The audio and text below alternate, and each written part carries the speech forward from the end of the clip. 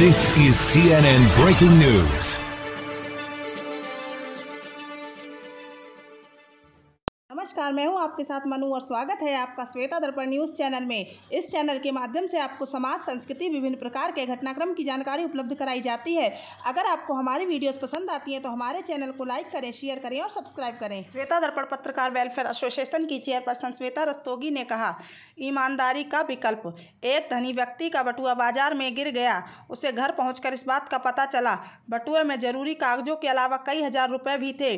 फौरन ही वो मंदिर गया और प्रार्थना करने लगा कि बटुआ मिलने पर प्रसाद चढ़ाऊंगा, गरीबों को भोजन कराऊंगा। यदि संयोग से वो बटुआ एक बेरोजगार को मिल गया, बटुए पर उस मालिक का नाम लिखा था, इसलिए उस युवक ने सेठ के घर पहुंचकर बटुआ उन्हें दे दिया। सेठ ने तुरंत बटुआ खोल कर देखा, उसमें सभी कागजात और रुपए यथावत थे। सेठ ने प्रसन्न होकर युवक की ईमानदारी की प्रशंसा की और उसे बतौर इनाम कुछ रुपए देने चाहे, जिन्हें लेने से युवक ने मना कर दिया। इस पर सेठ ने कहा, अच्छा, कल फिर आना। युवक दूसरे दिन आया तो सेठ ने उसकी खूब खातिर की। युवक चला गया। युवक के जाने के बाद सेठ अपनी इस चतुराई पर प्रसन्न था कि वह तो इस युवक को 100 रुपये देना चाहता था, पर युवक बिना कुछ लिए सिर्फ खा पी कर ही चला गया।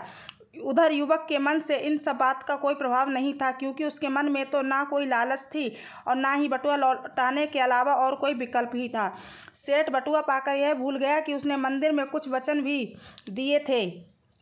सेठ ने अपनी इस चतुराई का अपने मुनीम और सेठानी से जिक्र करते हुए कहा कि देखो, वह युवक कितना मूर्ख निकला, हजारों का माल बिना कुछ लिए ही दे गया। सेठानी ने कहा, तुम उल्टा सोच रहे हो। वह युवक ईमानदार था, उसके पास तुम्हारा बटुआ लौटा देने के अलावा और कोई विकल्प नहीं था।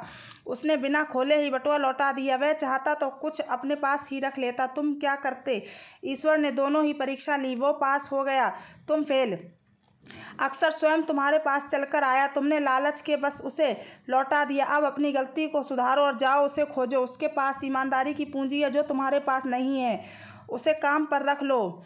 सेठ तुरंत ही अपने कर्मचारियों के साथ उस युवक की तलाश में निकल पड़ा। कुछ दिनों बाद वह युवक किसी और सेठ के यहाँ काम करता मिला। सेठ ने युवक की बहुत प्रशंसा की और बटुए वाली घटना सुनाई तो उस सेठ ने बताया कि उस दिन इसने मेरे सामने ही बटुआ उठाया था। मैंने तभी अपने गार्ड को लेकर इसके पीछे गया, देखा कि वह तुम्हारे घर जा रहा है। तुम्हारे दरवाजे पर खड़े होकर मैंने सब कुछ देखा व सुना और फिर इसकी ईमानदारी से प्रभावित होकर इसे मैंने यहाँ अपने काम पर रखा, इसलिए ईमानदारी से मैं पूरी तरह से निश्चिंत हूँ। बटुआ वाला सेठ खाली हाथ लौट आया। पहले उसके पास कई विकल्प थे, उसने निर्णय लेने में देर की, उसने एक विश्वास पात्र को खो दिया। युवक के पास उसके सिद्धांत पर अटल रहने का नैतिक बल था।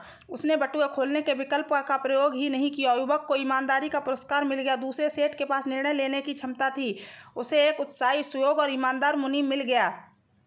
एक बहुत बड़े विचारक शेरन कीडार्डन ने अपनी पुस्तक आइदर और अर्थात यह वह में लिखा है कि जिन वस्तुओं के विकल्प होते हैं उन्हीं में देरी होती है। विकल्पों पर विचार करना गलत नहीं है, लेकिन विकल्पों पर ही विचार करते रहना गलत है। हम यहाँ वह के चक्कर में फंसे रह जाते हैं। किसी संत ने एक जगह लिखा है, विकल्पों में उलझ कर निर्णय पर पहुँचने में बहुत देर लगने से लक्ष्य की प्राप्ति कठिन हो जाती है। धन्यवाद।